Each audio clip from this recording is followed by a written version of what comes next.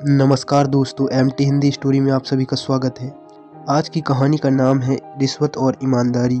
क्या राम रतन की ईमानदारी उसे बचा पाई?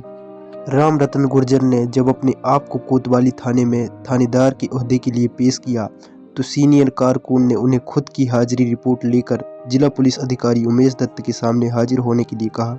साहब के कमरे में जाते ही राम रतन गुर्जर ने सेना के जवान की तरह उन्हें सैल्यूट किया और बोला, मैं राम रतन गुर्जर, थानेदार, ड्यूटी पर आज ही हाजिर हुआ हूँ। दत्त साहब, जो किसी फाइल में सिर गड़ाए पढ़ रहे थे, ने बड़े अनमने भाव से चेहरे उठाकर उसकी तरफ देखा। राम रतन गुर्जर। दत्त साहब ने उसका नाम दोहराया।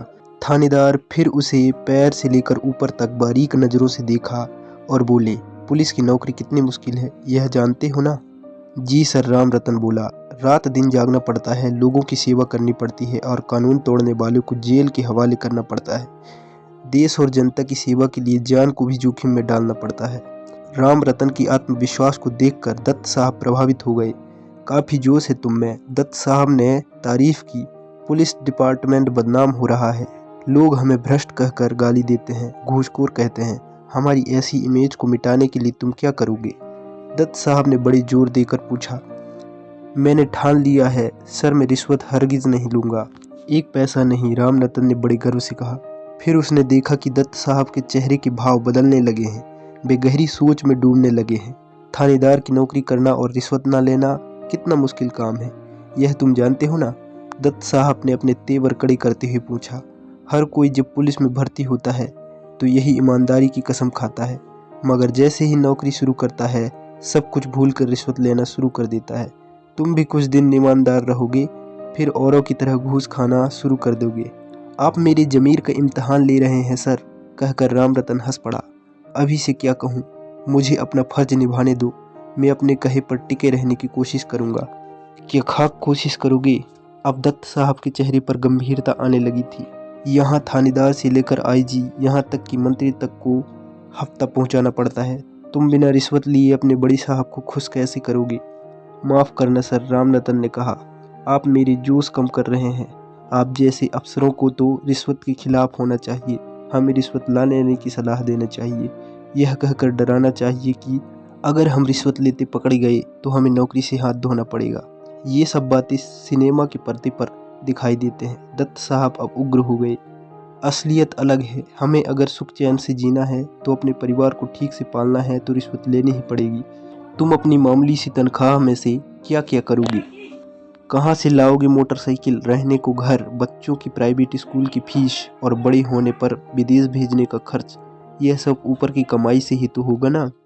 राम रतन चुप हो गया। वह समझ नहीं पाया कि साहब ऐसा क्यों कह रहे हैं। उसने तो सोचा था कि साहब उसे यही हिदायत देंगे कि रिश्वत कभी मत लेना, ईमानदारी से नौकरी करना। फिर अगर बड़े अफसर ही रिश्वत लेने की तरफदारी करने लगेंगे तो छोटे थानेदार कैसे सुधरेंगे? पूरा डिपार्टमेंट बदनामी से कैसे बचेगा? फिर भी नौकरी के पहले दिन साहब से उलझना उसने ठीक नहीं समझा। आप ठीक कह रहे हैं साहब, मगर उसने रुक कर सहमते हुए कहा, मैंने कई रिश्वतखोर पुलिस वालों को बेमौत मरते देखा है। जितने ज़्यादा रिश्वतखोर उतने ज़्यादा पियक्कड़ और औरतखोर। रिश्वत का पैसा भी नहीं बचता, उन्हें लाइलाज बीमारियों से जूझते देखा है। उनके बच्चों को भरी जवानी में महंगी कार जो रिश्वत के पैसे से खरीदी थी, को शराब पीकर चलाते हुए सड़क हादसों में मरते हुए देखा है। अच्छे खासे परिवार को बिखरते हुए देखा है, क्योंकि उनकी पत्नियां ऐश तो करती है पर पति की ढीली पतलून से दुखी रहती है। कईयों को जेल जाते देखा है, सब कुछ होते हुए भी दुख में डूबते हुए देखा है। यह तो कुदरत का इंसाफ है। सिर्फ हमारे पुलिस डिपार्टमेंट की ही नहीं, सभी के लिए हराम की कमाई आज नहीं तो कल हमारा सारा सुख चैन छीन लेता है। दत्त साहब राम रतन की तरफ चुपचाप देखते ही रहे। राम रतन शायद पहला ऐसा थानेदार था जिसने उनसे इतनी दलील की थी, वरना हर पुलिस वाला उनकी बात को मन ही मन मान कर एक रिश्वतखोर पुलिस वाला ही बन जाता था। उन्होंने खड़े होकर राम रतन से हाथ मिलाते हुए कहा, तुम्हारा स्वागत है, शुभकामनाएं। उम्मीद है कि तुम्हारे ऊंचे ख्याल हमारे डिपार्टमेंट की खोई हुई इज्जत वापस दिलाएंगे। राम रतन के जाने के बाद दोपहर को उन्होंने पुलिस अफसर ओम माथुर को बुलाकर कहा, बहुत दिनों बाद हमारे थाने में एक ईमानदार थानेदार आया है। कहता है कभी घूस नहीं लेगा। कहता है कि उसने कई घूसखोर पुलिस वालों को बेमौत मरते देखा है। शुरू में उससे बच कर रहना, आप फिक्र मत कीजिए सर, कहते हुए ओम माथुर हंस दिया। हमारे डिपार्टमेंट में जो रिश्वत नहीं लेता वह खुद ही रिश्वत में फंस जाता है। अगर हमारे साथ हो लेता तो ठीक है, वरना जेल की हवा तो उसे खानी है। दत्त साहब भी सोचने लगे कैसे कैसे पागल अपनी ईमानदारी को लेकर पुलिस में भर्ती हो जाते हैं, फिर उसी ईमानदारी को दफन करके रिश्वतखोरी में डूब जाते हैं। कुछ हफ्ते बाद एक रात जब दत्त साहब गहरी नींद में सो रहे थे, तभी उन्हें उनकी बीवी ने जगाया। उठिए, आपका फ़ोन बज रहा है। दत्त साहब ने अपना मोबाइल फ़ोन उठाया। क्या एक्सीडेंट? पुलिस वैन का? इसके बाद भी सुनते रहे और उनके चेहरे पर चिंता और खौफ की लकीरें साफ होने लगी। सभी मारे गए सिर्फ एक को छोड़कर। फिर वे कुछ देर तक ध्यान से सुनते रहे। सिर्फ राम रतन गुर्जर ही बचा। दत्त साहब तुरंत तैयार होकर अपनी गाड़ी में सिविल अस्पताल पहुंच गए। वहां उन्होंने अपने 6 पुलिस वालों की लाश देखी। पुलिस वैन में एक सब इंस्पेक्टर और 5 थानेदार सवार थे और सिर्फ एक थानेदार बचा था, राम रतन। दत्त साहब ने आईसीयू में भर्ती राम रतन की खबर ली। वह बेहोश था। डॉक्टर ने कहा मरीज अब खतरे से बाहर है।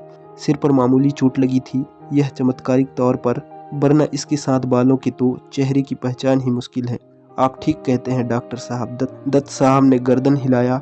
फिर उन्होंने घूर घूर कर राम रतन के शांत चेहरे की तरफ देखा। उन्हें लगा मानो वह बोल रहा है, मैंने कई पुलिस वालों को बेमौत मरते देखा है। डॉक्टर ने बताया कि राम रतन के अलावा सब नशे में चूर थे। गाड़ी में शराब के 20 कार्टन थे। सुलगती सिगरेट से एक कार्टन में आग लग गई तो राम रतन गाड़ी से कूद गया, पर बाकी धमाके के शिकार हो गए। दत्त साहब के भीतर से आवाज उठी, राम रतन, तुम रिश्वत नहीं लेते हो, तुम शराब पीते नहीं हो, तुम बेमौत कैसे मर सकते हो?